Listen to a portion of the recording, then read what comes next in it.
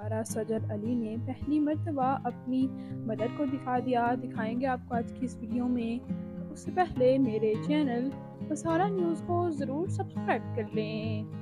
अदाकारा सजल अली जो कि जिस भी ड्रामे में काम करती हैं वो फ्लॉप नहीं होता, जैसा कि ड्रामा ज़ंजीरें, इसको काफ़ी ज़्यादा पसंद भी किया जा रहा है। इनके किरदार की वजह से भी बहुत ज़्यादा शोहरत मिल रही है। वहीं दूसरी तरफ इनके शूट्स भी काफ़ी ज़्यादा सामने आ रहे हैं और इसके साथ साथ इन्होंने अपनी मदर की तस्वीर ऑन एयर करते हुए कहा, आप की स्क्रीन पर देख सकती हैं इनकी मदर के साथ कुछ तस्वीर, जहां ये अपनी मदर की बिल्कुल हम शक्ल नज़र आ रही हैं और दोनों ही काफ़ी ज़्यादा एक जैसी लग रही हैं। तो आपको अदाकारा सजल अली की मदर कैसी लगी कमेंट्स में ज़रूर बताइएगा।